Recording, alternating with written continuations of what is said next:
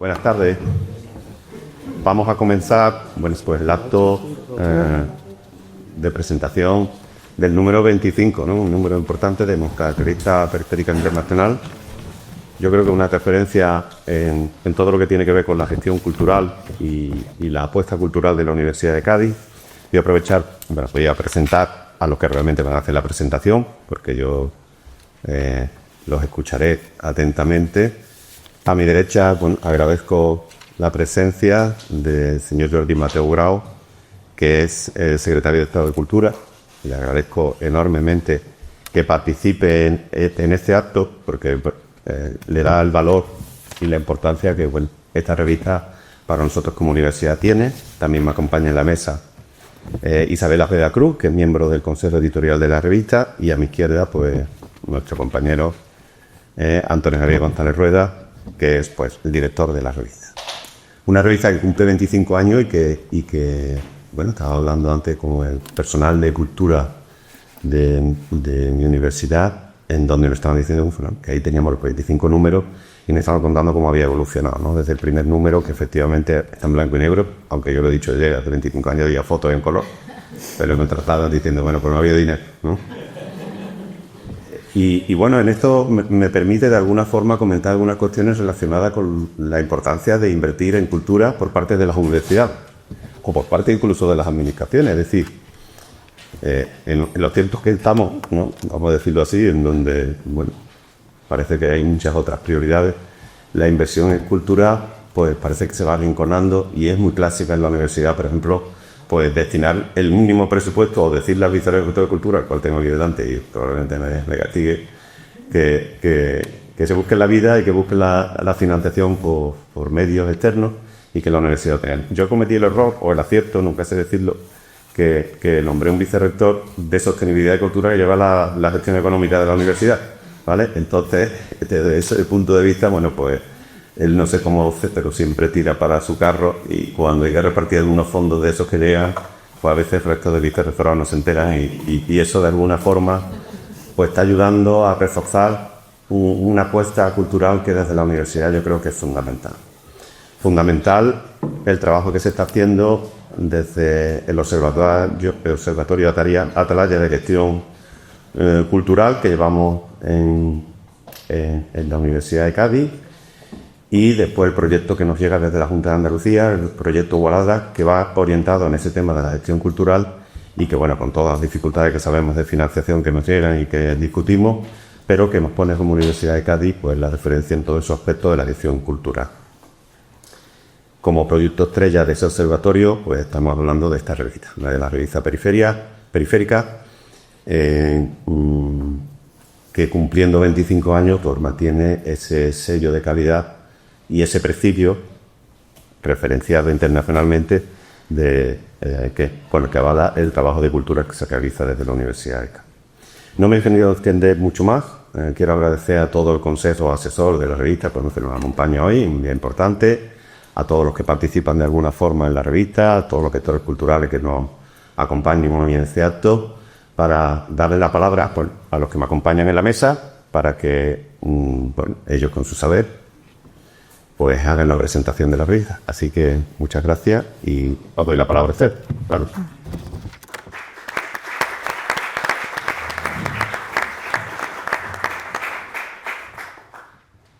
Hemos pactado de alguna manera un reparto, buenas tardes, en el que los agradecimientos los va a hacer al final el vicerrector, y así si se olvida de alguien, que es lo que pasará, pues salimos los demás un poco más afortunados. Bien, para todos los que hacemos Periférica, hoy es un día muy, muy especial. Y me quedo ahí porque no quiero hacer de este momento un momento distinto al que queremos, que es que es una fecha muy interesante en el calendario, pero la revista tiene vocación de continuidad. Y siempre hemos sido una publicación que ha tratado de mantener una línea de identidad, a pesar siempre de estar en una corriente entre lo académico y lo profesional. Estamos muy contentos de formar parte de la base de datos Scopus, pero también estamos muy contentos y muy satisfechos de que los profesionales de la gestión cultural también tengan un espacio donde escribir en primera persona sobre sus prácticas. No queremos perder ni un lado de lo bueno ni un lado de la parte más académica, que bueno, que creo que es de mucho interés. Entonces empezamos, si os parece. Os agradecemos muchísimo que con el calor que hace hoy en Andalucía, en la provincia de Cádiz, hayáis dedicado pues este espacio para este diálogo, y sobre todo queremos agradecer al secretario de Estado que baje hasta el sur, que se acerque a la periferia y que nos permita tener un contacto directo con la competencia nacional de la cultura, que es la que al final ejecuta el Ministerio.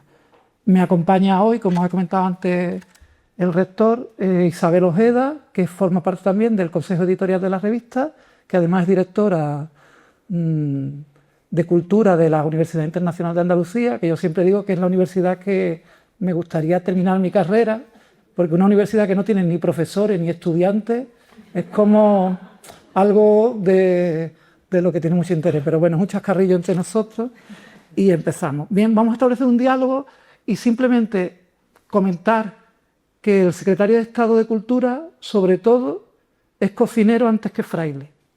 Entonces tenemos hoy la suerte, nos hubiera encantado que hubiera estado el ministro, pero tenemos la suerte de tener hoy a una persona que pertenece al sector, que ha vivido el sector desde el plano más técnico, desde el plano más político, desde la competencia más social, que sería el municipio, hasta una competencia autonómica, hasta ahora pues la competencia de las políticas culturales nacionales en las que se encuentra. Entonces se le nota, creo que también, su procedencia del ámbito de las ciencias de la educación y ese enfoque que ha tenido en toda su carrera, que creo que nos conecta con aquel discurso de los años 80 de la cultura como cierta pedagogía social y relacionada con la animación sociocultural. Los que somos más viejos, es un discurso que nos gusta mucho. Y bueno, buenas tardes y muchísimas gracias. Y si os parece, empezamos con un pequeño diálogo en el cual la primera pregunta sería, o la primera reflexión es, utilizar los 25 años de la revista. No te vamos a pedir un balance de la revista, queremos que estés cómodo, ¿vale? De los 25 años del periodo que ocupa la revista, ¿cómo has visto el tema de las políticas culturales, de la cultura, de la gestión cultural, del territorio en España, que es el ámbito en el que nos movemos nosotros? Bueno, en primer lugar, gracias, Antonio y Isabel, y a todos los que estáis aquí. La verdad es que cuando uno tiene responsabilidades institucionales tiene que hacer muchas cosas pues porque van en el cargo y son de obligado cumplimiento, y hay otras que hacen especial ilusión. Mi identidad profesional no es otra que la de gestor cultural, es a lo que más tiempo he dedicado en mi vida profesional, y Periféricas ha sido una de las referencias que nos ha acompañado durante estos años, pues para conocer y reconocer el trabajo de tanta gente, y que además han participado pues muchos de los que para mí han sido referentes en este difícil oficio de la gestión cultural. Esto lo decía Martinell. Recuerdo, yo hice uno de los primeros cursos pre-masters en los años 80 con Alfons, y Alfons siempre decía esto, que era un oficio porque era una cosa que no te la podían enseñar, que se aprendía haciéndola, ¿no? Y es cierto, a pesar de tener una base teórica indiscutible y necesaria para ejercer bien la profesión, pero es algo que si no metes si no entras a realizarla, pues es difícil. Y por tanto, de verdad, que estar en este 25 aniversario de Periférica para mí es un honor, y os lo agradezco la invitación. Para nada tengo la sensación de estar en la periferia de ningún sitio. Creo cada vez más en una España pluricultural y policéntrica. Tenemos un problema con una ciudad que tenemos en el centro de la meseta, que se empeña en ser solo ella la más bella, pero este país, precisamente, si algo, ya lo conocía, pero algo experimentas con la responsabilidad que tengo ahora, es que su gran valor yo me imagino el secretario de Estado francés visitando cualquier ciudad, cualquier pueblo de Francia y más o menos todo se parece bastante, aunque puedan haber acentos y demás. En nuestro caso, pues son realidades totalmente distintas, pero totalmente distintas, y esa es una riqueza espectacular. Pero bueno, ahora prácticamente vivo en una ciudad que se resiste a entender el país. Digo la ciudad más que una opción política, porque las atraviesa todas. Fijaros que del espacio de donde yo vengo, el partido se llama Más Madrid, o sea, que es como ya una declaración de intenciones, ¿no? Por tanto, es algo que lo atraviesa todo y que creo que es importante en términos culturales entender que no puede haber un centro y unas periferias, porque incluso el tamaño no importa para esa capacidad de generación cultural. Y ya me he olvidado de la pregunta con toda esta presentación. Pero estos 25 años de políticas culturales, gracias, sí, Isabel. Un titular. Sí, un titular muy rápido. Y lo voy a relacionar con la aparición de Periférica. Yo creo que en el cambio de siglo hay un cambio significativo en las políticas culturales, que obviamente nunca es un día, y esto no es hay un momento de grises, y es el paso de las políticas vinculadas al estado del bienestar y, por tanto, a la democratización de la cultura. Es decir, cuando yo empecé en este oficio, el objetivo central y fundamental era hacer llegar la cultura a los ciudadanos. Éramos una especie de iglesia en la que los gestores culturales evangelizábamos a nuestras poblaciones. Eso duró mucho y tuvo un gran papel y fue muy importante en la historia de las políticas culturales, porque de ahí nacen bibliotecas, museos, programas educativos, etcétera, etcétera, etcétera. En el cambio de siglo hay un momento en el que perdemos, o las políticas culturales tienden a perder ese objetivo para convertirlo en un objetivo de la cultura como instrumento al servicio del crecimiento económico, de la proyección de los territorios, etcétera. ¿Qué os voy a contar? Pues que veo caras que me lo han contado a mí. Y en ese momento, para mí lo interesante de Periférica es que en lugar de apuntarse a lo que en ese momento estaba de moda, ahora repasaba el primero para ver si había algún título, no sé, el marketing cultural, ¿os acordáis? Cuando no. Y no hay la industria cultural que nace en ese momento, todo ese argot marketingiano en el que la cultura, eso mucha gente lo critica, etcétera, ¿no? Nació pues en Inglaterra, fue muy importante, y en nuestro país llegó un poquito más tarde. Siempre en nuestro país las cosas llegan un poquito más tarde, pero justo en el cambio de siglo, justo cuando nace Periférica, es el momento álgido de ese momento. Yo acababa de realizar un plan estratégico de Barcelona, que lo presentamos en el año 99, que era algo así, el título como la cultura motor de desarrollo, una cosa de ese tipo.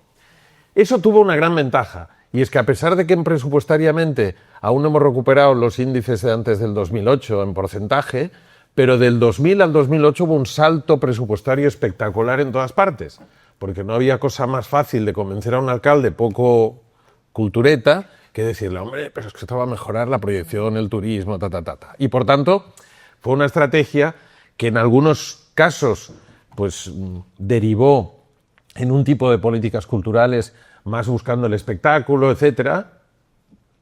Tenéis en vuestro territorio, ¿no?, una ciudad que ahora es adalid de ese modelo de desarrollo cultural, buscando siempre el visitante de fuera. Y Periférica, justo en ese momento, escoge otra línea a la cual ha sido fiel siempre, que es donde estamos ahora. Donde estamos ahora, no solo en España, sino que está creciendo esta idea de la cultura. Muchos le llaman de maneras distintas. Para nosotros hemos utilizado el argot de los derechos culturales, porque yo digo que es como un back to basics. Cuando alguien me pregunta, el otro día en un debate con el PP, me decían, ¿y esto ahora de los derechos culturales? Mire, en 1948, ¿yo qué quiere que le diga? Hace mucho tiempo y todo el mundo lo aprobó y nadie va a estar en contra de la Declaración de los Derechos Humanos, y ahí se define bien los derechos culturales, no solo como el derecho al acceso, sino el derecho a la creación y el derecho a la participación en la vida cultural, que de alguna manera Periféricas, el trabajo de este sector invisible que hemos estado colados en el sector cultural, hemos tratado de hacer siempre con una vinculación con la educación, como tú decías, etcétera, ¿no? Esa sería... Vale, voy a retomar en el punto en el que lo dejas, porque creo que es interesante esta evolución que has trazado desde el derecho, digamos, a a la creación, que ya también han recogido en la Constitución, el derecho al acceso, y con todo eso, pues todas las políticas que se hicieron de construcción de nuevos equipamientos, etcétera, y de agenda cultural. Este último paso que estamos desarrollando ahora, que es el derecho a una participación activa y a que el ciudadano no solo sea un receptor, sino que sea realmente el que genere ese cambio cultural. Me gustaría que nos contaras un poco, porque sé que estamos casi a punto, ¿no?, de hacer la presentación de un plan de derechos, que nos contaras qué hay detrás de ese plan y sobre todo también que comentaras un poco cómo ha sido el proceso de construcción, porque yo creo que parte del éxito de ese plan de derechos va a ser realmente en la metodología y cómo se ha ido trazando el plan. Sí, el plan ha tenido todo un proceso participativo con grupos de trabajo, etcétera. El plan de derechos yo creo que es interesante porque es el que trata de utilizar las políticas culturales para los retos contemporáneos actuales, ¿no? Y entonces uno de los retos culturales son todos los sesgos que existen, no solo en el derecho a la participación, que sin lugar a duda, pero es que hay una brecha de género importantísima. Y la gente te dice, hombre, no, eso no es verdad. Siempre pongo el caso de los grupos de investigación.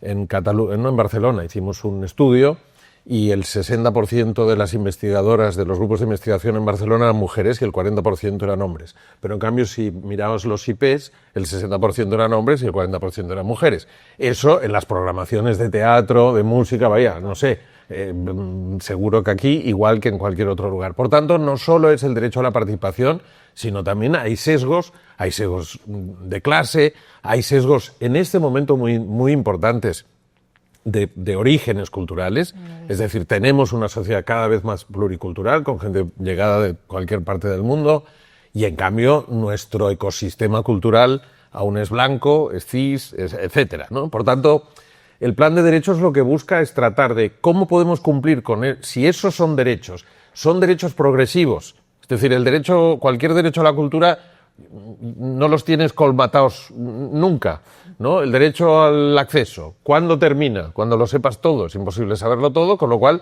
cada vez cuantas más oportunidades tengas mejor. De lo que trata el plan es cómo podemos todo el ecosistema cultural, en primer lugar el público. Sabéis que el Ministerio tiene poco porque las transferencias son absolutas a las comunidades, como las comunidades y ayuntamientos también, y luego como el sector privado. Es decir, aquí hay una cuestión que los derechos culturales no solo competen. Cualquiera que tenga un euro público tiene que ayudarnos a ensanchar. No podemos decir no los cumple, pero a ensanchar. Una productora audiovisual, bueno, pues hay que exigirle por ayudas, por incentivos fiscales, etcétera, que los sesgos que existen en el ecosistema cultural les den respuesta. O, qué sé yo, o el teatro de la ópera, que es público 100%, pero que es obviamente, solo hace falta ver La Platea y solo hace falta ver, pues, bueno, pues hay ejemplos de prácticas que ya han empezado a tratar de minimizar o de mejorar esos sesgos, ¿no? El plan de derechos tiene esa vocación. Yo creo que la presentación, todo el mundo espera encontrarse grandes medidas que lo transformen todo. Eso es una carrera de fondo larguísima. Lo que es importante es que hoy esta nueva nomenclatura, ya estamos organizando Mundiacult, todo el mundo habla de derechos, de sesgos, de decolonialidad, de elementos que no tienen nada que ver con los grandes debates culturales de los que asistíamos a finales de los 90, ¿no? Muy bien. La revista se ha ocupado también estos 25 años mucho de la profesión. Te quería una pequeña reflexión sobre las profesiones de la cultura, porque no solo estamos hablando de la profesión de gestión cultural, sino de las profesiones de la gestión de la cultura. Y luego te pedimos que te mojes un poquito con el tema de cómo las universidades españolas han afrontado las titulaciones relacionadas con las profesiones de la cultura. Bueno, la pregunta es muy amplia y no sé si la sabré contestar toda. Si me centro en el ámbito de la gestión, lo comentábamos viniendo en el coche de Jerez a Cádiz, para mí, y retomando lo que decía de Alfons, ¿no?, del oficio, yo creo que la formación de gestor cultural es más de posgrado y máster que no de grado. Sé que hay universidades que tienen grados, de hecho yo fui profesor, bueno, y de hecho soy en excedencia de la Escuela Superior de Música que tiene un grado para gestión cultural. En ese caso yo lo justificaba bastante porque era gente que tenía el grado de música, digamos a lo bruto, que no tocan suficientemente bien el violín como para ganarse la vida tocando el violín, y en lugar de tener solo una salida, que es la educación y dar clases, y que hay gente pues que eso no le gusta, la escuela superior les orienta en grupos muy pequeñitos hacia... Y ahí un grado tiene sentido porque sean gente que ha trabajado durante hasta la edad de empezar el grado, ha tocado 8 horas diarias y hay que resetearlo para que entienda qué quiere decir programar un auditorio o qué quiere decir trabajar en un festival o qué quiere decir... Por tanto, ahí podría tener sentido. Pero en general, a mi modo de ver, este es un oficio que es oficio y que puede dedicarse a él. Hombre, tienes que tener una formación universitaria, un máster te puede ayudar, como a mí me ayudaron todos estos cursos que no eran posgrado aún, ni máster, ni nada, pero que nos ayudaron a formatear la cabeza y a utilizar tus conocimientos y tu formación básica, incluso tu experiencia más vital, para empezar a trabajar en este mundo complicado porque tratas con material simbólico y eso siempre es complejo, ¿no? Es decir, yo diría, mucha formación teórica. Me preocupa un poco que dejamos de lado una formación de contenidos y esa división que se ha hecho muchas veces, ¿no? No, es que hay el director artístico y el gerente. Y al gestor cultural nos ponían en el gerente siempre, ¿no? Éramos el de los números. Bueno, el tipo de equipamientos, eso está muy pensado por el equipamiento catedralicio, donde hay alguien que es el director artístico y decide la programación como si fuera una especie de... ¿no? de oráculo que sabe lo que hoy necesita esta ciudad como programación y ha escogido a este artista, pues tal. Y el gestor que le hacía las cuentas para que los cuadros llegaran a... Claro, todos los equipamientos culturales hoy están reseteando, o deberían resetearse también, y la figura no está tan clara, debe tener un pie en cada lugar, ¿no? Para mí el buen gestor cultural, digamos, tiene 3 patas. Aunque no haga directamente la programación, pero debe imaginar una programación, un proyecto. Debe tener capacidad de liderazgo y de gestión hacia los equipos, si no es muy difícil. Y luego tiene que hacer otra cosa que es muy importante que a veces nos olvidamos, que es dar identidad durante el periodo que esté al frente de un centro o de ese centro. Es decir, tiene que estar asociado, ahora el centro va de esto. Eso donde se aprende y cómo se hace, no sé muy bien. Y en la línea de lo que ha preguntado Antonio Javier, ahora va a haber una figura que creo que también se está expandiendo y con el plan de derechos culturales también está poniéndose en valor, que es la del mediador cultural. Sí. Eso tan etéreo. Es un poco back to basics, ¿eh? A mí me definían la gestión cultural en esos primeros cursos como el mediador entre la cultura y el ciudadano, ¿no? Lo que pasa es que la mediación se ha ampliado a otros campos porque es aquel que también es capaz de provocar la participación, de generar comunidad. Claro, todo ese tipo de cuestiones, cuando la mediación no solo es el que...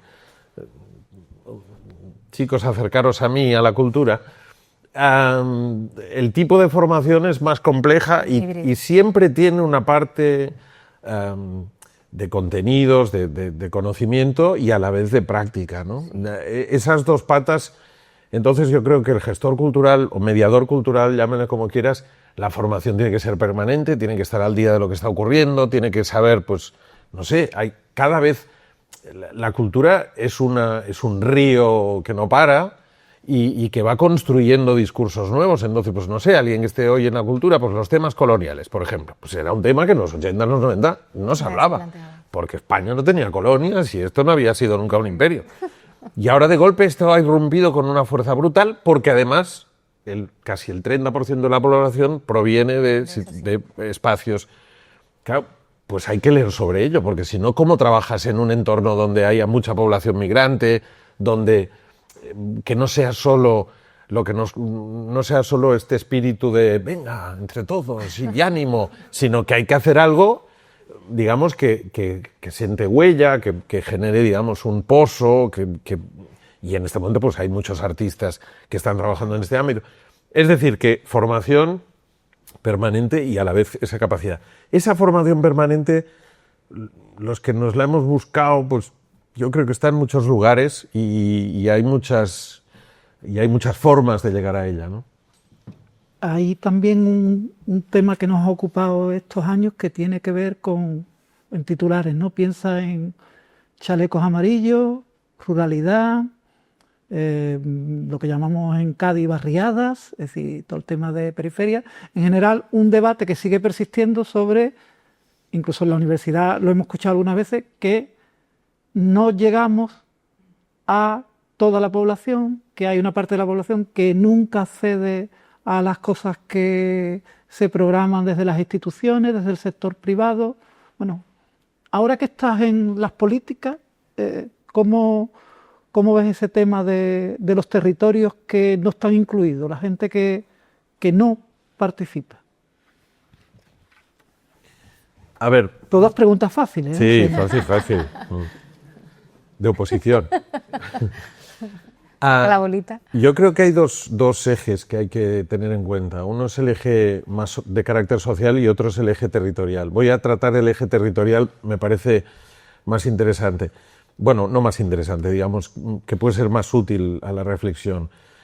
En el eje territorial, para mí, es verdad que ahora se está hablando mucho, ¿no? La España vaciada, el centro y la periferia, pero lo que yo decía antes, así medio en broma, lo creo firmemente, y lo que hay que apostar, es decir, no por ser una zona más densa, que en el fondo es lo que es una ciudad, o una zona menos densa, que es lo que hemos llamado no ciudad, no puede haber condiciones culturales, y eso lo vimos en ruralidades hace poco, ¿no? Cuánta cantidad de proyectos con una enorme centralidad.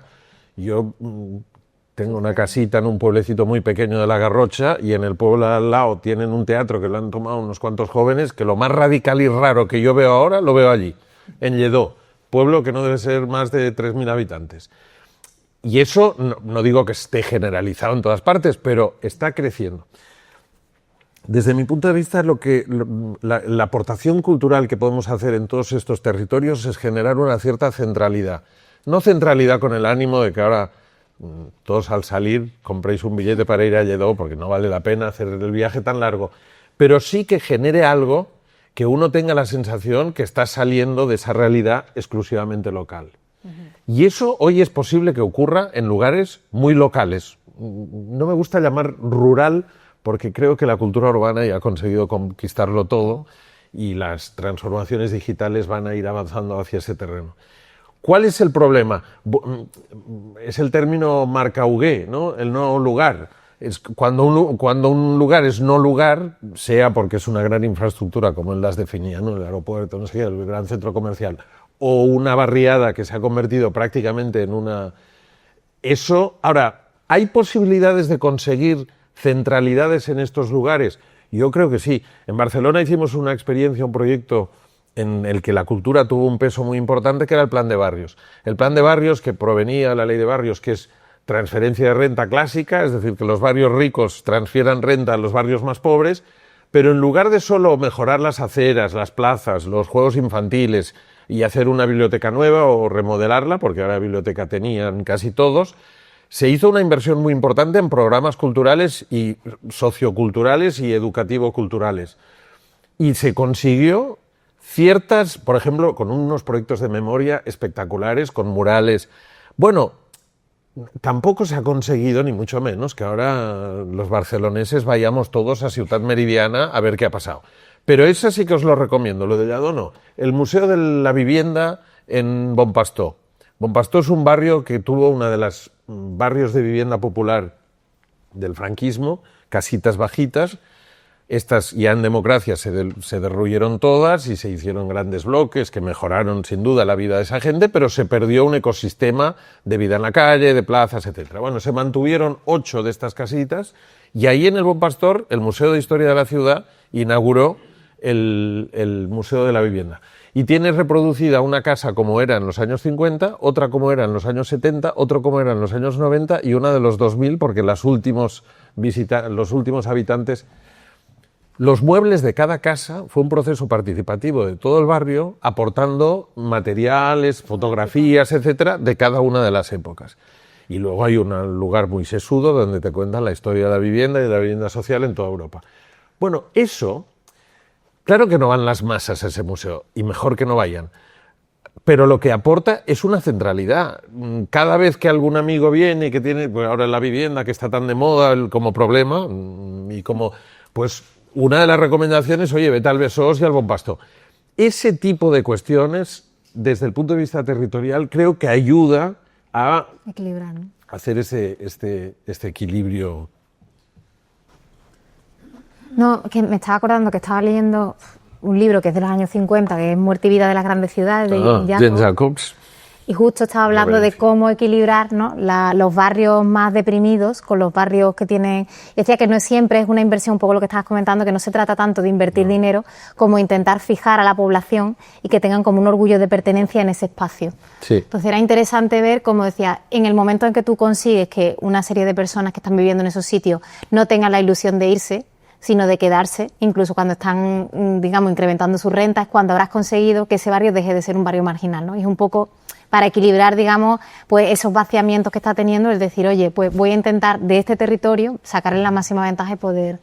En Trinitat Vella, que es un barrio que su característica es que tiene una cárcel en medio, que ahora ya cerró finalmente, a los jóvenes del barrio con el plan de barrio se inventaron la Trini, y la Trini mola. Y hay raperos que cantan la Trini mola, etcétera, ¿no? Sí, bueno, ojalá. es esa... Ahora que hablas de Jane Jacobs, de todas maneras, Jane Jacobs, hay una cosa que yo creo que ahora se le puede objetar, lo digo por este tema territorial, porque Jane Jacobs decía, ojo que un barrio de una ciudad no es nunca un pueblo. Y hubo una tendencia en los 80 de pensar, no, un poco más adelante, ¿no?, de pensar, y ahora como las ciudades se han hecho regiones metropolitanas, el barrio de golpe es como el lugar el refugio, ¿no? Y entonces hay una tendencia a pensar, el barrio es como el antiguo pueblo, donde todo el mundo se conoce, vas al horno, compras el pan y te fían, etcétera. Bueno, probablemente pasen esas cosas, pero no tiene nada que ver con la vida de un pueblo, porque está conectado, porque hay un metro que te lleva a la Plaza Cataluña y que es en Barcelona y en cualquier otro lugar. Y a la vez, en el mundo rural, se parecen más al barrio, porque la conexión facilita el que cada vez más hay un geógrafo catalán, Oriol Nel·lo, que cuando en la pandemia la gente se quedó a vivir en zonas más rurales, él decía, no se han ido al pueblo, se han llevado la ciudad bajo el brazo, porque seguían haciendo urbanitas a 100 kilómetros o 150 kilómetros de su ciudad de origen.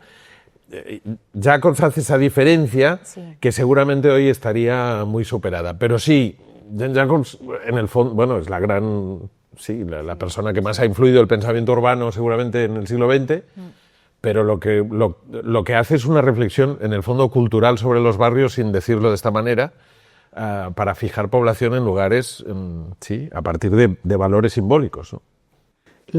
La revista empezó siendo muy de señoros, un machirula, ¿no? Entonces...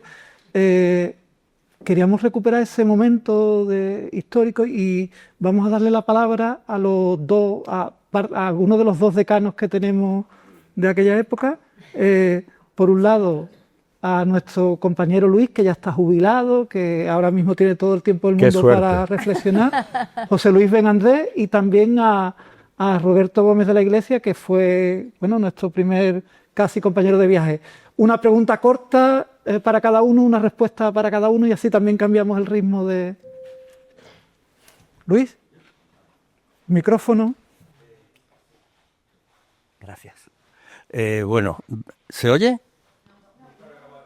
Para grabar, para grabar. Te escuchamos. Proyecta No la es voz, para tienes que amplificar. proyectar la voz. Es para la posteridad. Es poco para la pose, ¿no? Bueno, bienvenido, gracias por venir. De verdad, los que hacemos Periférica, que tú estés aquí, pues es un poquito, bueno, nos parece bien y nos gusta y te lo agradecemos. Muy rápidamente, has hablado de derechos culturales. Yo creo que probablemente ese es uno de los pilares ahora políticos de una de las estrategias políticas del Ministerio, y me parece bien, pero yo quiero ir un poquito más allá. En este momento, tanto en Latinoamérica como en España, hay muchas iniciativas en torno a los derechos culturales, legislativas sobre todo, comunidades autónomas. En Latinoamérica hay naciones importantes que han elaborado sus leyes de derechos culturales, pero yo me planteo, como el gestor público que he sido, a la hora de tener que dar servicios, a la hora de tener que hacer gestión cultural administrativa desde el siguiente paso.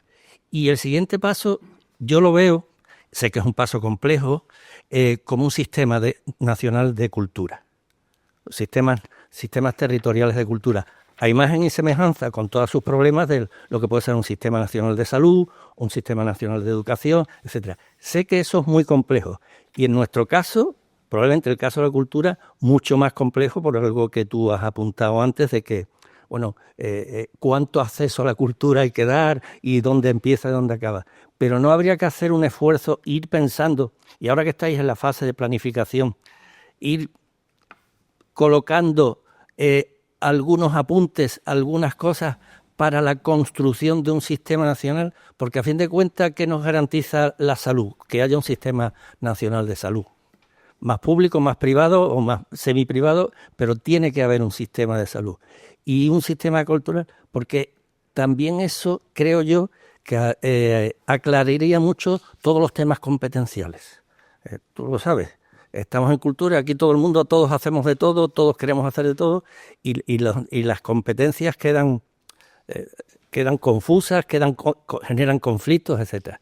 Un poquito eso es lo que te quería plantear, Jordi. Mira, probablemente estaría bien que algún día hubiera una ley de derechos culturales en España, como la tiene Navarra, etcétera. Tendremos que esperar. O sea, no hay... No hay ambiente. No hay ambiente, vaya, no hay Déjalo ambiente. ahí, déjalo ahí. Pero de todas maneras, a mí me parece que el reto fundamental es cómo conseguimos que todo eso que se ha construido durante los más de 40 años de democracia y que es un ecosistema cultural muy fuerte y muy robusto, incorpore cada vez más la lógica o la perspectiva de los derechos culturales en su acción cotidiana.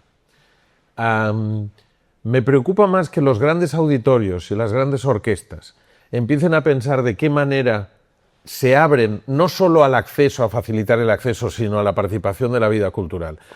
Para poner un ejemplo para que me entendáis, cuando éramos pequeños nos decían que había dos tipos de equipamientos, los centrales, digamos, nosotros le llamaríamos en el Ministerio los nacionales, y luego los equipamientos culturales de proximidad.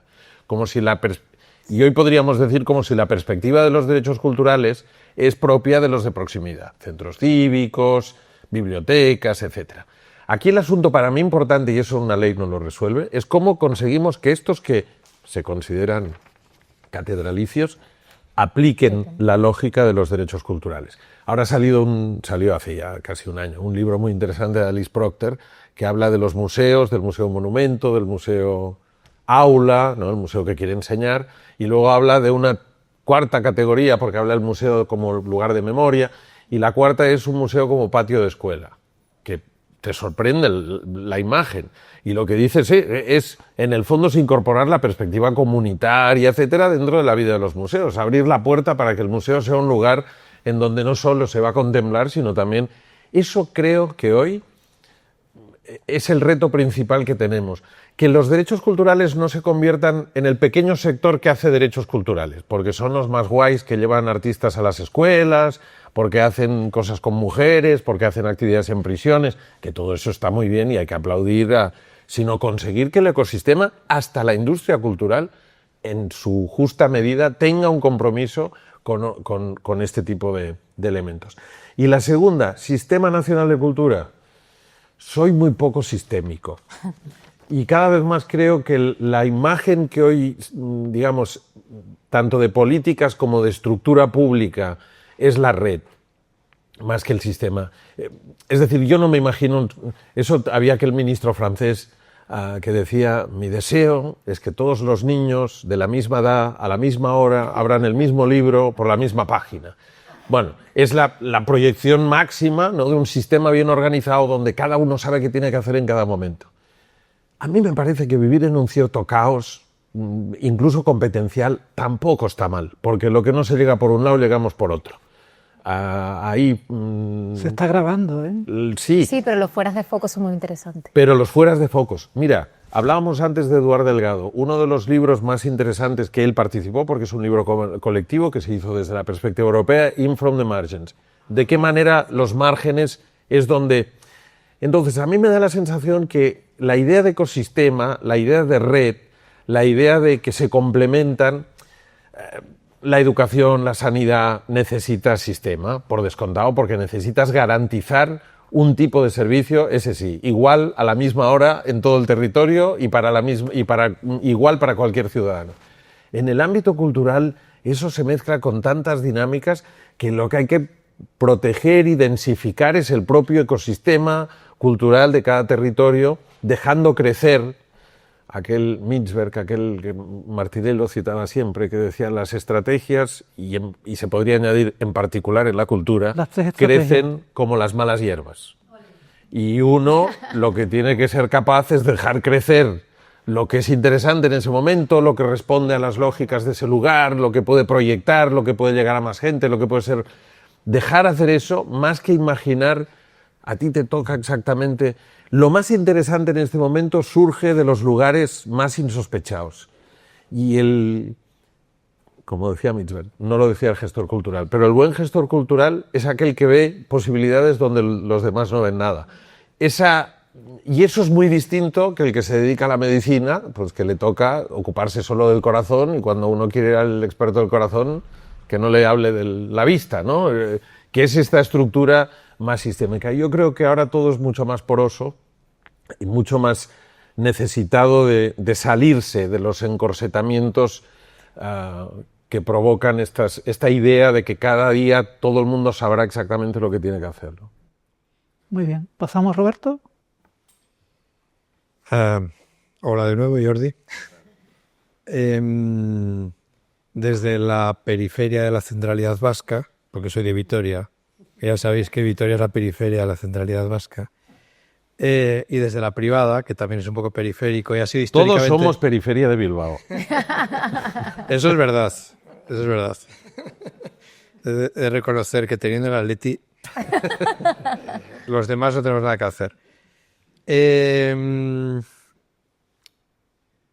A ver, has estado hablando al comienzo pues, de algo que todos aprendimos, la diferencia entre la democratización cultural, la democracia cultural. Total, yo acabo de venir de Turín, del encuentro Beyond, de Culture Action Europe.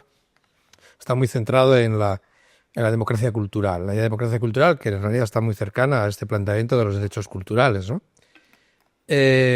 La pregunta es muy, muy directa en el contexto que estamos viviendo. Además, ¿qué podemos hacer desde la cultura y desde el fomento de la democracia cultural para generar una cultura democrática de verdad?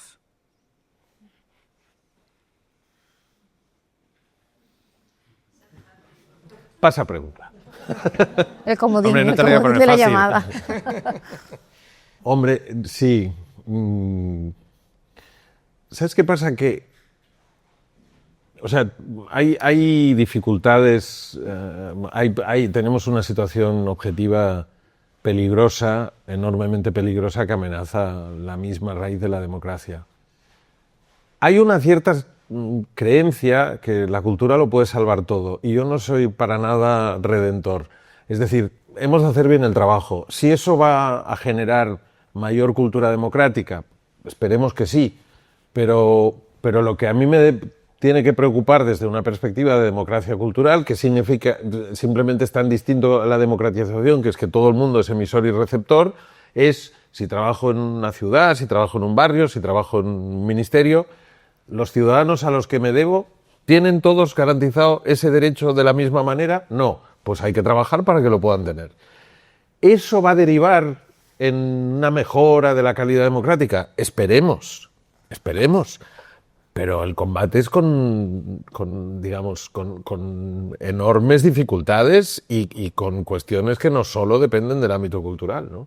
Entonces, en eso soy más pragmático y soy más gestor. Hagamos bien nuestro trabajo, qué sé yo.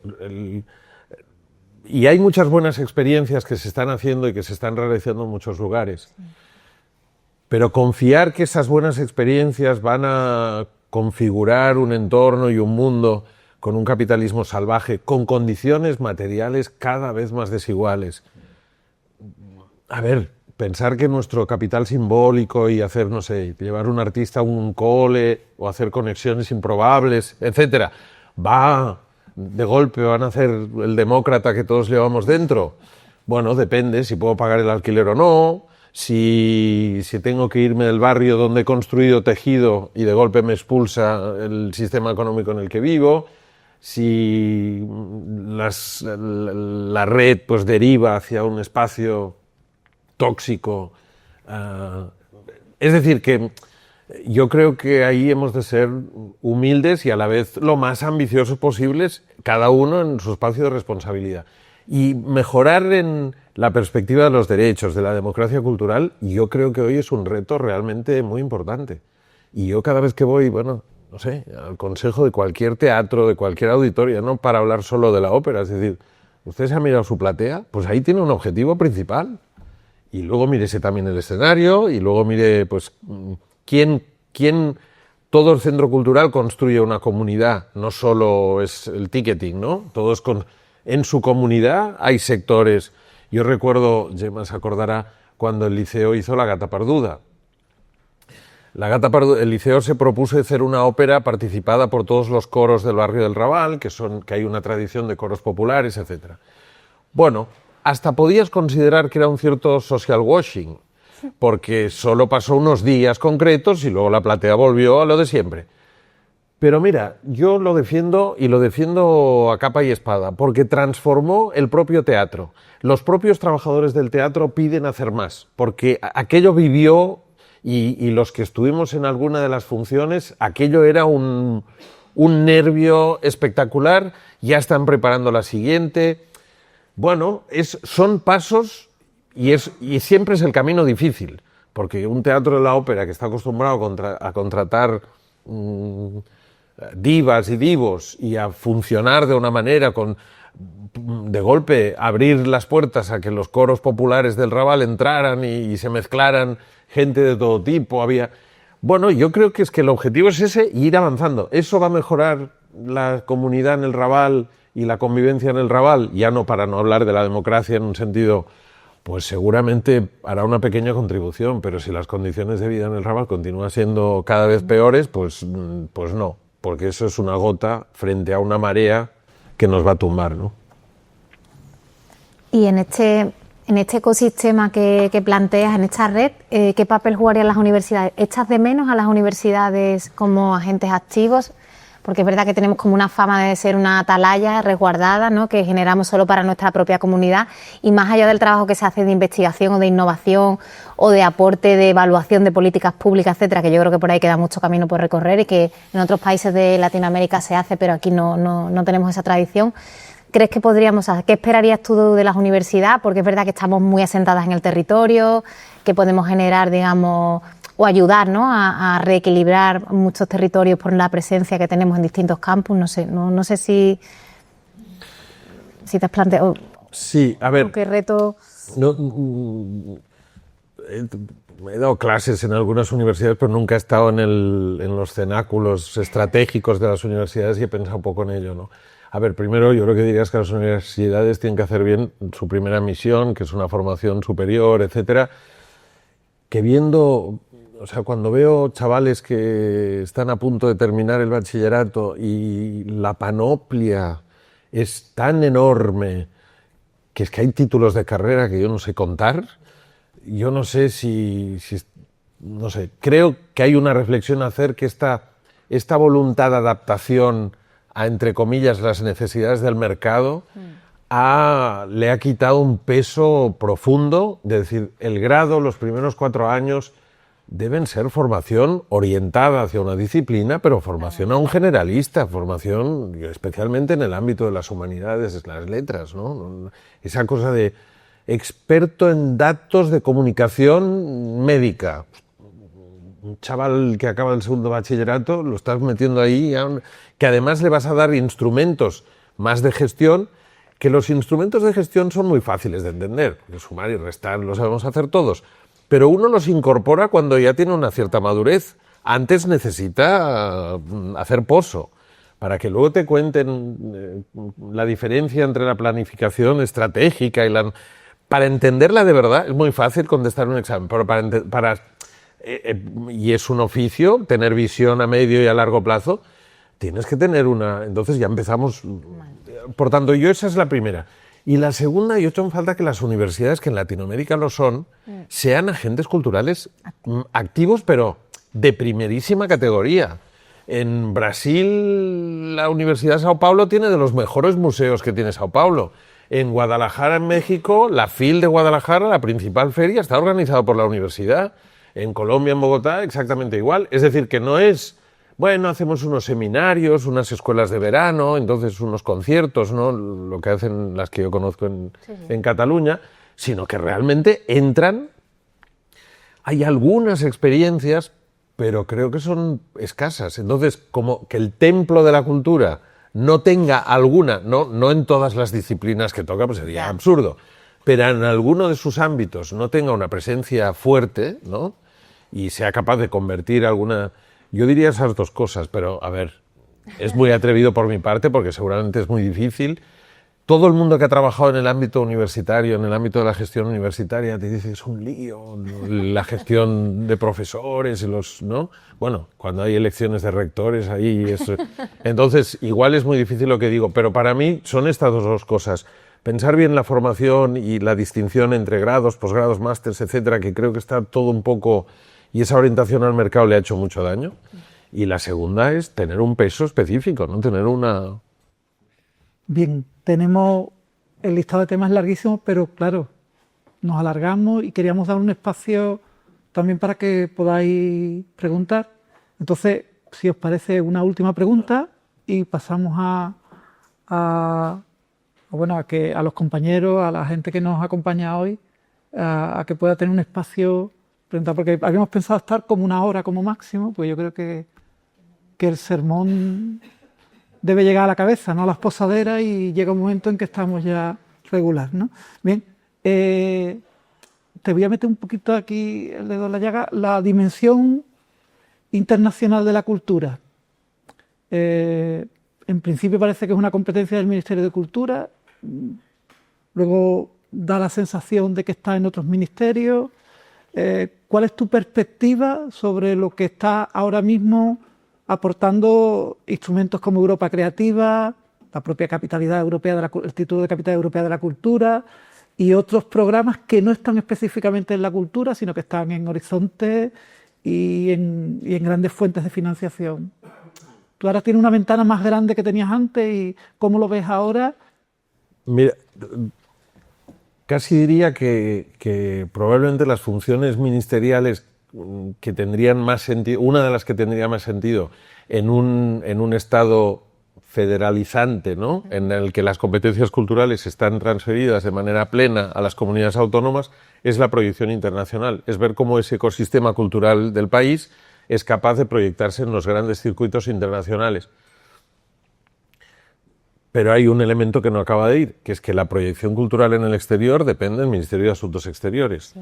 Eso yo lo he batallado desde todas las siglas que me han acompañado a lo largo de mi vida y no ha habido manera. No sé, hay unas fuerzas telúricas que impiden que las políticas culturales estén donde tengan que estar. Entonces, eso es un elemento que es complejo porque no hay la conexión directa. Y hay muchas desconexiones entre los instrumentos que tenemos de proyección cultural exterior y, por ejemplo, los equipamientos culturales, pero ya no los grandes equipamientos que están repartidos por toda España.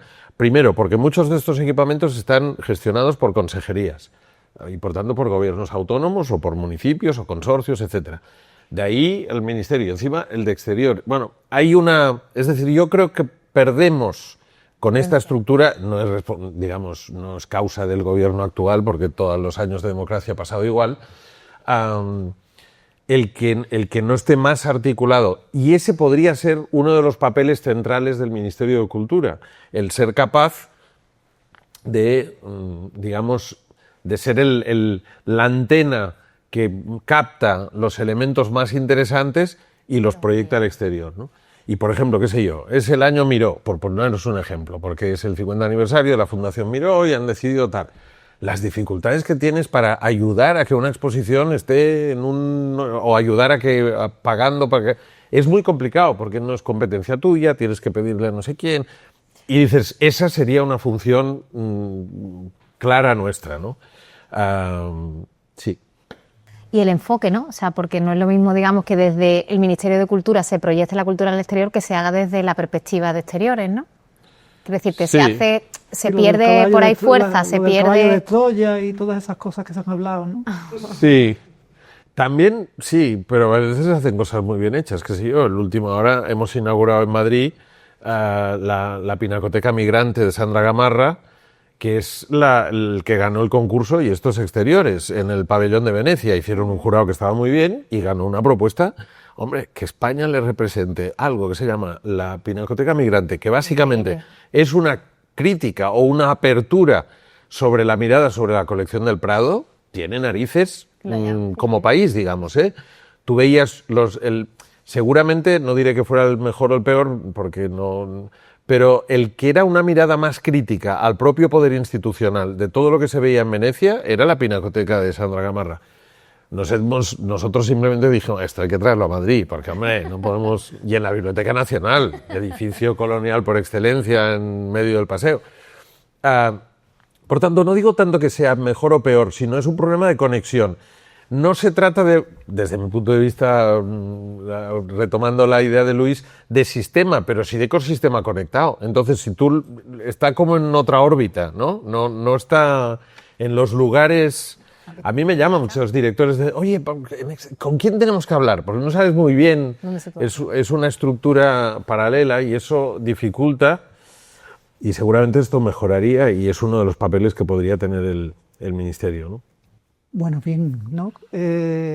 Abrimos espacio, os rogaría preguntas cortas. Y respuestas también. Bueno, no, eso no sé. El invitado puede hacer lo que quiera, ¿vale?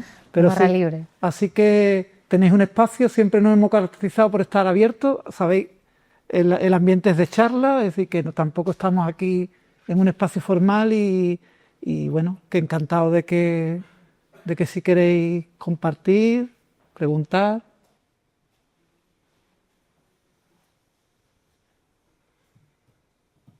Bien.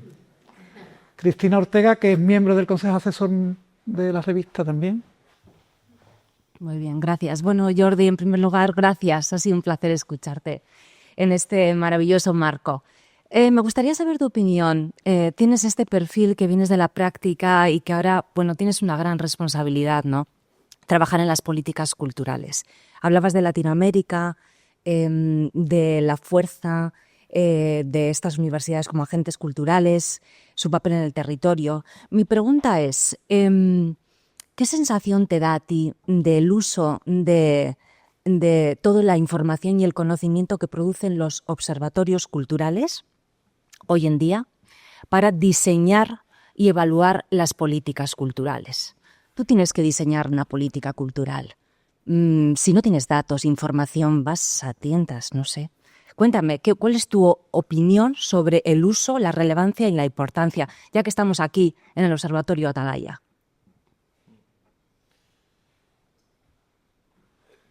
Hice mi tesis doctoral sobre ese tema. Pues aún peor me lo pones. Mira, de las primeras cosas que me contaba los Eduardos Delgado, Miralles, en las primeras formaciones era el tema de los indicadores culturales. Ha sido una obsesión que ha recorrido toda mi trayectoria profesional, que la he notado a mi alrededor. Yo siempre he pensado que era muy difícil. Hay un artículo, hay la introducción sabéis que Naciones Unidas publica cada año el indicador de desarrollo humano, que es este indicador que inventó Amartya Sen, diseñó Amartya Sen, que es una mezcla entre elementos económicos, elementos sociales, elementos de desigualdad, etc.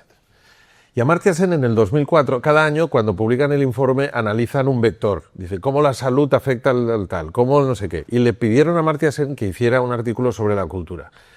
Y Amartya Sen empieza haciendo la reflexión diciendo, lo que me sorprende es que voy a un país que está muy abajo en la lista, estoy 3 días, luego me voy a otro que está mucho mejor situado en el indicador que yo he hecho, pero si a mí me preguntan, ahora lo digo en plan coloquial, él lo hace como un paper académico, si a mí me preguntan, yo me quedo a vivir en el primero y no en el segundo. Y eso lo utiliza para contar la dimensión cultural. No se mide.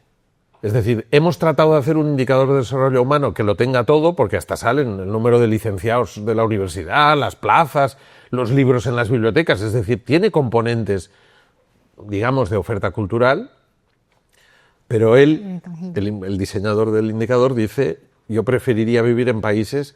¿Por qué? Porque hay más vida en el espacio público, porque hay más comunidad Y eso no cabe en un indicador, por mucho que... Entonces, hay gente que defiende que sí. Bien, yo aún no lo he encontrado. Otro autor, John Hawkes, que se inventa el cuarto pilar del desarrollo, el australiano, y dice, ¿cuál es el principal problema? Que el desarrollo económico tiene 25 indicadores que están aceptados por todo el mundo. El PIB es un indicador. Lo que no nos gusta es que sea el sacrosanto indicador, pero es un indicador que mide, y yo puedo decir, Cádiz es más rica o más pobre que Jerez, y España es más rica o más pobre que Francia. La dimensión social tiene indicadores cada vez más, además, que notan pequeñas variaciones cada vez más exactas. Y el tercer pilar, que sería el tema natural, los recursos naturales, la cuestión ambiental, tiene indicadores. Y John Hawkes, que dice, cuando llegamos a la cultura, fijaros que si existen indicadores, deberíamos decir que un país es mejor culturalmente que otro. Y eso... Entonces, han empezado indicadores de tejido institucional para la cultura, tejido comunitario. Siempre acaban quedándose... Entonces, eso no quiere decir que sea necesario estudios y análisis y que, por ejemplo, tengamos que revisar la batería de indicadores que el Ministerio publica cada 3 meses, creo que cada 3 meses hace una actualización y anualmente, pues probablemente le faltan cosas que hoy las podríamos tener y que son información de base, que estaría bien que un ministerio las tuviera, y de hecho ahora hemos incorporado una investigadora de la Universidad de Valencia que nos va a ayudar a repensar todo este tipo de indicadores. O cuando hacemos el PITEC, el Plan de Infraestructuras Culturales, no lo sé decir nunca, a los equipamientos culturales, y le pedimos a Pau Rousell que nos haga un análisis de todo el tejido de equipamientos culturales públicos que atendiera y que viéramos en cuáles el Ministerio debería estar y de qué manera, ¿no? Generando unas ciertas categorías de equipamientos, porque cada vez más ves que el Ministerio de Cultura pone dinero en un sitio o en otro, pues producto de que un día pasó alguien y dijo que sí, etcétera. Eso, por tanto, el que tengamos que hacer análisis cualitativos y cuantitativos para determinados proyectos, iniciativas o estrategias culturales, sin lugar a dudas, como se han hecho estudios sobre sesgo de género, eso sin lugar a dudas. Esa idea de que habrá un conjunto de indicadores que nos marcarán, como pasa en salud, por ejemplo, o como pasa en educación. Yo sé cuántas plazas va a necesitar de I3 Barcelona dentro de 10 años. Eso en el ámbito cultural, desde mi punto de vista, es un intento que han habido muchos, desde el grupo de Fribourg hasta no sé cuántos grupos han habido buscando una batería de indicadores, y de momento nadie ha dado con la piedra filosofal, ¿no? Gemma ahora me va a machacar. Susana, diciendo Gemma. No, a machacar no. Gracias por la conversación, que es un placer. No, yo preguntarte por otro de los temas típicos de la gestión cultural, esta transversalidad, que en mi caso con el mundo de la educación es como una especie de obsesión, pero ¿qué tipo de figuras podríamos crear ahora que estamos en el Ministerio de Cultura que facilitaran esto? En Francia acaban de cargarse el Alto Consejo para la Educación Artística, pero han creado la figura de un coordinador, ¿no?, entre los dos ministerios. Yo creo que es una de las cosas que desde el Ministerio de Cultura se podría como marcar la pauta para que luego las comunidades autónomas lo hicieran. Es verdad que en Cataluña vamos 10 pasos un poco para adelante en ese sentido, porque ya tenemos un programa, pero sí sería interesante pensar, y no solo con educación, con salud, con juventud, cómo creamos estas estructuras interministeriales que son súper complejas, lo sé, pero cómo podríamos dejar sentado algún tipo de espacio de diálogo más continuo, ¿no? A ver, con las competencias que tenemos a nivel estatal, no sé muy bien las relaciones, qué tipo, porque el Ministerio de Educación básicamente fija los currículums.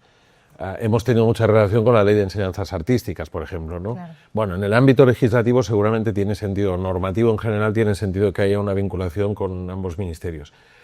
Pero en cambio yo cuando era concejal de Cultura en mi pueblo, yo propuse que el instituto fuera de Cultura y Educación. En la gestión concreta, yo diría dos cosas. Una, que las escuelas se gestionen lo más cerca posible de los ciudadanos. En mi opinión, deberían ser gobiernos locales más que autonómicos. Locales remozados. El problema de ahora es que tenemos tan troceado el nivel local en nuestro país, 8.500 municipios. Pronto saldrá municipio por cabeza. Que es imposible pensar que los entes locales pueden ganar en competencias, porque te encuentras con municipios de 2.000, 3.000 con un presupuesto. Pero yo creo que las escuelas deberían estar más cercanas a la gestión, al ámbito más cercano, al ámbito local, como pasa en muchos países, y eso automáticamente las une con el ámbito cultural. Si una escuela realmente es autónoma y pertenece a la misma red, la relación con la biblioteca, con el museo, es de manera natural. Porque el objetivo último no es poner solo en contacto, es que los museos tienen que ser patios de escuela como mínimo, por tanto también un poco escuela. Y el proyecto republicano, las escuelas tienen que ser centros culturales. Si lo decimos para la universidad, ¿por qué no para las escuelas a su nivel? En el plan de barrios, ahora vuelvo a la publicidad barcelonesa, en el plan de barrios una cosa que hicimos mejorando las infraestructuras educativas de los barrios donde interveníamos, claro, todo el mundo nos pedía, pues no sé, pintar o poner, había una moda, pantallas digitales, porque eso molaba. Y lo que hicimos en inversión es hacer salas de actos con acceso independiente del centro escolar, con la idea que esa sala de actos fuera sala de actos de la escuela, pero a la vez pudiera ser un espacio con programación permanente en el barrio, porque la escuela es que es la principal institución cultural, es así, de proximidad. Y eso, el problema es que gestionados desde tan lejos es complicado, pero eso de manera natural en la gestión cotidiana. Ahora, no sé, ¿eso ayudaría a que el Ministerio de Educación y Cultura, estamos ya tan alto, ¿no? Sí, tan en el universo? Susana, por allí, tenía pregunta.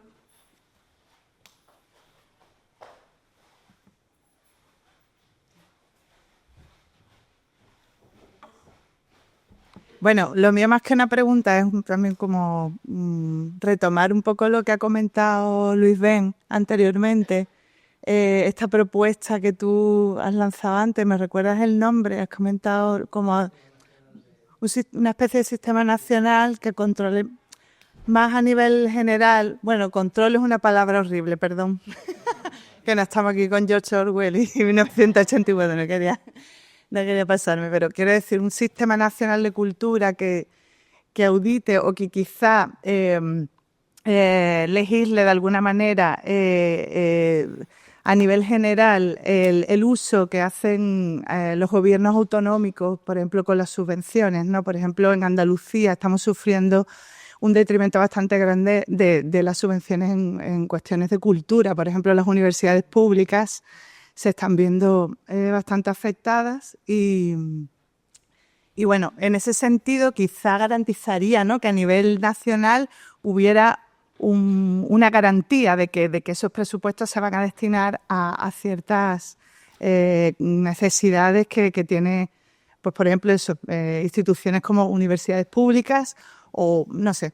Es verdad que empecé así con la palabra control, pero quería un poco más utilizar la palabra garantía. Como verás, y luego también has comentado que no está ahora mismo como el ambiente, ¿no?, para el tema del plan de derechos culturales. De la ley. La ley, perdón. Hay un plan de derechos culturales que está abierto a la ciudadanía por el Ministerio de Cultura desde el año pasado, a través de la web, que toda la ciudadanía puede lanzar propuestas para este plan y bueno, no sé, ¿por qué dices que no está el ambiente? Esto me ha despertado mi curiosidad. No. He hecho una broma porque en este momento... hombre, claro que sé que es el Congreso. Porque en este momento aprobar leyes pues es una tarea, una misión imposible, ¿no?, prácticamente, ¿no? Y más hoy en el contexto en el que estamos. Sí. Perdón por tener esta visión tan utópica y bueno, lanzar una queja, porque no quiero incomodar, quiero simplemente, bueno, enunciar también una situación que se está viviendo en Andalucía. Otra cosa que me llegó el otro día, por ejemplo, es que se han perdido las becas para los conservatorios públicos, para el alumnado, las matrículas, las becas de matrícula. Y bueno, pues este tipo de cosas me parece que hay que ponerlas en la palestra y bueno, no olvidarnos. Sí. Y quizá ese plan que dice Luis no es tanto a lo mejor, o que propone, ¿no? Así también utópicamente, no es tanto esa garantía de que todo el mundo habla el libro por la primera página el mismo día, ¿no? Que es verdad que esa imagen gráfica que has expresado como que es verdad que define muy bien eso también. Pero sí un poco, me quedaría con la palabra garantía, garantiza. Sí, a ver, ahora nos está ocurriendo en muchas zonas de España, ¿no? Que la gente te pide, oye, es que ahora están recortando, etcétera, tendríais que... A ver, hay que vigilar no cargarse un esquema que ha funcionado, y es que si el país es pluricultural y plurilingüístico, etcétera, y se decidió, creo, acertadamente en un momento determinado, pues que las autonomías tuvieran un nivel de gestión. Fijaros que es entre la tensión de unos pidiendo mucho más de lo que tienen en autonomía y otros diciendo, y si ustedes les obligan a que hagan las cosas como debieran hacerse, y tú dices, bueno, la democracia es eso, ¿no? Hemos decidido montar este esquema y por tanto, eso yo creo... Ahora, hay otra cuestión que ahí sí que sería útil una ley de derechos culturales. ¿Os acordáis cuando se hablaba del Código de Buenas Prácticas, ¿no? Un equipamiento cultural público, el director tiene que ser por concurso y el jurado tiene que ser independiente. Las subvenciones, recordar que la dinámica de los Arts Councils de golpe se puso de moda en España y tenían que ser gente impoluta la que viera las subvenciones. Ese tipo de cosas que hoy no está legislada y que por tanto es arbitrario. Las subvenciones tienen un procedimiento, pero nadie obliga a que no sean 3 personas de confianza del consejero, del concejal o de quien sea quien distribuye esos recursos, tiene que estar justificado, hay unas bases, etcétera. Bueno, una ley de derechos culturales lo que ayudaría es a fijar esos códigos de buenas prácticas en norma. Con lo cual, uno puede siempre decidir en democracia, pero ahí no le voy a poner dinero. Y por tanto se carga las becas y se las ha cargado. Porque difícilmente puedes obligar o las recorta a la mitad. Pero otra cosa que a mí me parece aún más grave, y es que el dinero se dedique sin unos mínimos que garanticen pues la llegada al conjunto. Esto es como si dijéramos, no, en la sanidad, según lo que pienses, te dejará entrar más rápido, te dejará entrar más lento. Hombre, eso es igual para todos, pensemos lo que pensemos. Pues en el ámbito cultural, que es subjetivo y que es mucho más complicado, pero debieran haber unos elementos que garantizaran. También he de decirte que en nuestra cultura sureña eso es muy complicado. Porque convencer a un político de cualquier color que cuando hace una convocatoria de subvenciones hay un grupo de 4 o 5 personas que van a decidir la lista exacta de cómo se van a distribuir, es muy complicado. Pero no solo es complicado para el político, es complicado para el que ha presentado una subvención y te llama porque tú eres el... ¿Cómo? ¿Y tú no me la puedes dar? Venga, hombre, eso me estás... Porque aquí la gente no... igual que te dice, no, yo no me presento porque seguro que está dado. Y cuántas veces nos han dicho eso y a mí me lo han dicho con concursos que sabía que además que no había ninguna y que lo que interesaba es que se presentara cuanta más gente mejor. Es complicado, pero sí que creo que en algún momento cuando se dieran las condiciones políticas para poderse avanzar, y no esta bronca que hay en este momento, porque eso podría interesar a derecha e izquierda, ¿no? Decir, hombre, vamos a gestionar con algunos criterios que eso sean norma y que, no sé si la ley de Navarra o la canaria fija porcentaje dedicado al ámbito cultural. Más que porcentaje, como un horizonte. Canaria, la de Navarra. Bueno, la de fija, Canarias, sí. La de Canarias fija un horizonte. Sí. Bien, después tampoco nos que hayan ido avanzando excesivamente, pero bueno, son elementos que te pueden servir como para que si tú tienes una ley aprobada que dice que tendrías que llegar al 2% del presupuesto cultural, bueno, pues eso retomar. Lentamente seguramente ir avanzando, ¿no? De la misma manera que si la ley dice que los directores de los centros culturales hay que elegirlos por concurso. Siempre podrás forzar, pero vas avanzando hacia esta concepción en que la política siempre se sustenta en el eje de la orientación política, pero de la cuestión técnica. Es un debate entre las dos patas, ¿no? Y las demandas, por descontado, ciudadanas. Claro, el problema de las políticas culturales es que hay veces que hay tentación de que lo técnico me olvido, porque el criterio es el mío, que para eso es el bueno. Y en cambio, que en otras políticas es imposible que el criterio técnico desaparezca. Entonces, consolidar a nivel legislativo que el criterio técnico deba ser, y el experto deba ser un elemento a tener en cuenta, para mí sería un avance en nuestro país, sin duda. Muy bien, hemos prometido ir cerrando, ¿no? Luego hay ocasión, si queréis, la gente que tenga una pregunta más privada puede acercarse. Sabemos que hay gente que tiene transportes públicos, hay gente que tiene cumpleaños y no lo ha celebrado, es decir, que hay muchas cosas por ahí pendientes.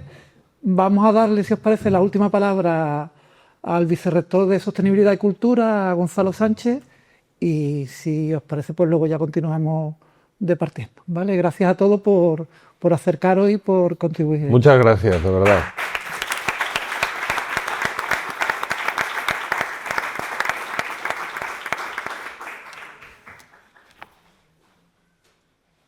Bueno, pues yo, si me lo permitís, voy a cerrar desde aquí, de pie, de manera un poco más informal. Iba a decir que no me deis un micrófono, que me vengo arriba. Y me lo han dado, o sea que no voy a intentar ser breve. Nada, simplemente daros las gracias en primer lugar a Jordi, secretario de Estado de Cultura, por acompañarnos hoy, además por acompañarnos haciendo lo que más nos gusta, ¿no? Que es charlar sobre cultura y reflexionar. Lleváis 25 años haciéndolo, yo creo que es un momento de celebración, así que muchas gracias Jordi, muchas gracias Eudal también por hacerlo posible, y muchas gracias especialmente al Consejo de la revista, que bueno, está aquí representado mayoritariamente, ¿no? Porque bueno, la universidad puede sacar pecho de una revista que tiene 25 años, gracias a vuestro trabajo, a vuestra implicación que vemos todos los años. Así que muchas gracias, ¿no? Yo, bueno, ahora estoy al frente del vicerrectorado, pero he sido durante muchos años lector de la revista y usuario. Yo venía al despacho de Salvi Antonio Javier con cualquier excusa a llevarme alguna. Y bueno, no voy a ser yo quien destaque el valor que tiene la revista, ¿no? En la reflexión sobre la gestión cultural. Así que muchas gracias de todo corazón en nombre de la universidad. Hoy es momento de celebrar, así que bueno, nos queda un ratito para brindar por estos 25 años, por los que vendrán. Y bueno, mañana seguimos, ¿no? Mañana tenemos reunión del Consejo para ir pensando ya en el número 26, en el 27 y en lo que venga, ¿no? Y nada, muchas gracias de todo corazón y nada, os esperamos el año que viene para el número 26. Gracias.